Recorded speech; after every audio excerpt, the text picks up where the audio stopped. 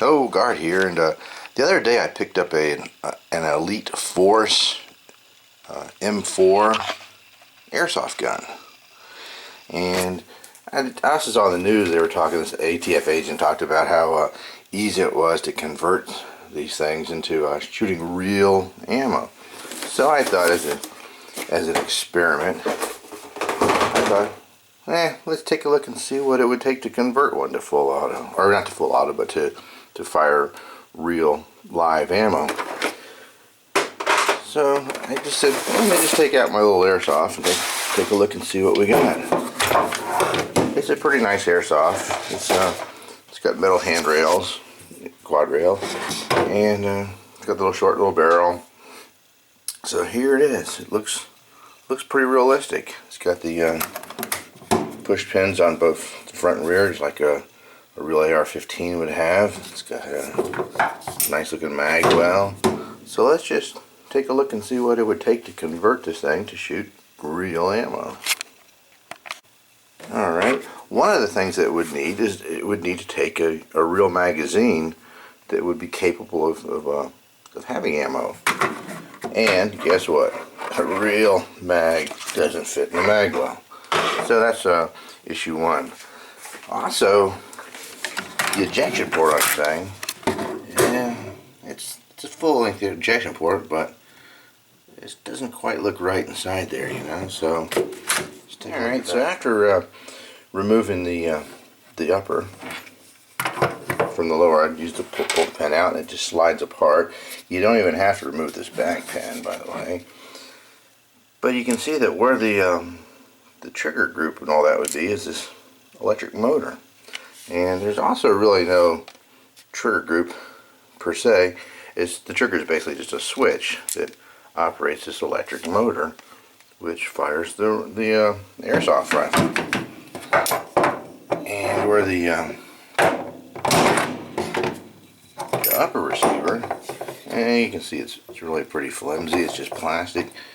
And where the barrel is, there's the actual barrel from the airsoft, which leaves what you would consider kind of an outer barrel. But that outer barrel is just, it's nothing either, you know. It's just another plastic tube. So let's take a look at something else. Okay, and also back on the shoulder stock, this is a solid buffer tube. There's no place for an actual buffer to cycle back and forth in the tube back here. So basically, the gun can be converted to shoot live ammo, 22s in this case, but it's going to take a lot of work and a lot of expense. And luckily, I went out and I pieced together what it will take to convert this to shoot 22 long rifles. So let me show you what parts I needed and what I bought. So the parts that I determined that I would need to convert it to shoot 22 ammo would be, I would need a real barrel. This is a 5mm barrel. I need one that's 5.56 22 caliber. So I would need a new barrel. I would need a bolt and a recoil spring. So the easiest way to do that was to pick up one of these bolts like this. It's designed for 22s. It's got a little a shorter operating handle because it doesn't have to pull all the way back. It just has to pull back the length of a 22 case. And for a barrel, the easiest way to do it was just to pick up one that's already made, assembled. This is a 22 long rifle barrel action. It's also a plastic receiver, but it has a brace right across here where you can actually put the rear pin in. So I'll have to use the rear receiver pin, but you can see it's still plastic. So that's kind of cool.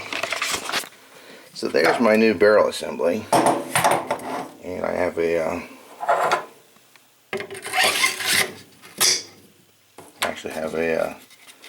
operating bolt.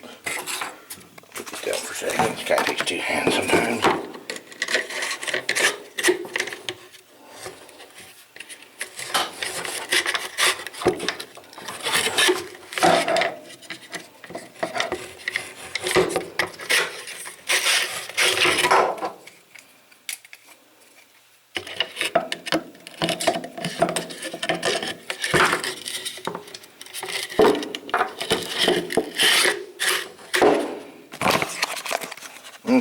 here's the completed upper receiver. I actually put a little foregrip on it too, compared to the airsoft one.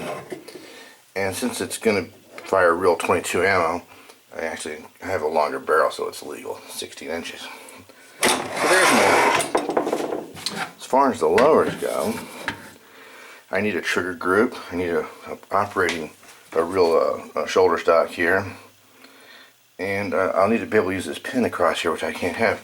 So the easiest way to do all that was I picked up another plastic receiver that it actually has the two operating pins, and it's got a trigger group. This one's made by Smith & Wesson, by the way. Well, it's plastic also, and it accepts a magazine that holds 22 long rifle as opposed to a 5.56. So there's the new lower. Looks pretty good. So let's just see how it looks put together. Okay, the conversion's complete, and I now have an operating 22 long rifle conversion. And the neat thing about this conversion process is that all the parts that I bought were available in a readily assembled kit. The kit is a Smith & Wesson MP1522. It's pretty neat.